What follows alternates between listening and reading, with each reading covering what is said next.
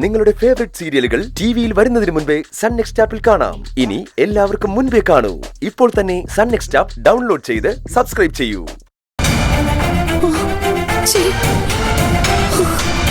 എന്താ പാർവതി, ശരത്തിനെന്തോ ആക്സിഡന്റ് പറ്റിയെന്ന്? യോ, ഹോസ്പിറ്റലില്ല. ഈശ്വര, സീരിയസ് ആണോ പാർവതി? ഓ, സീരിയസ് ഒന്നും ആയിരിക്കില്ല. അത് നിനക്ക് എങ്ങനെ അറിയാം?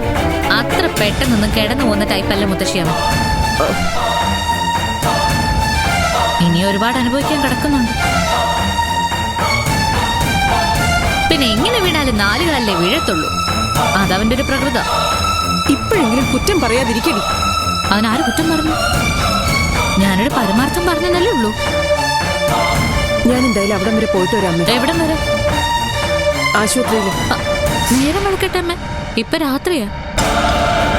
അതുകൊണ്ട് എന്റെ മരുമോനാകാൻ പോകുന്ന ആളാ ശരത്ത്. അവനൊരു അപകടം പറ്റിയെന്നറിഞ്ഞ ഏത് പാതിരാത്രിയിലാണെങ്കിലും ഞാൻ പോയി കാണും. അത് എവിടെയാണെങ്കിലും. അമ്മ പോണ്ട, ഞാൻ സമ്മതിക്കില്ല. ഒന്നാമത് വ്യക്തമായ വിവരങ്ങളൊന്നുമില്ല. രണ്ടാമത് കാലം അത്ര നല്ലതുമല്ല. നീ രാത്രി തുള്ളിക്കൊണ്ട് പോകുന്ന കാണാലോ. അമ്മ വെറുതെ തർക്കിക്കണ്ട അമ്മ, വാശിയും പിടിക്കണ്ട.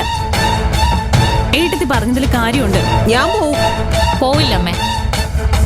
എന്നെ തടയാൻ നിനക്ക് എന്താടി അവകാശം? നേരത്തെ അമ്മ പറഞ്ഞില്ലായിരുന്നോ മരുമോനാകാൻ പോകുന്ന ആളെ കാണാൻ പോകുന്നു? അതിന് അവകാശം ഉണ്ടെങ്കിൽ അതിനേക്കാൾ വലിയ അവകാശം എനിക്കുണ്ട്. മരുമോളമ്മേ, ഞാൻ ആ അവകാശം എനിക്കുണ്ട്. ഇത് ശരിയല്ല.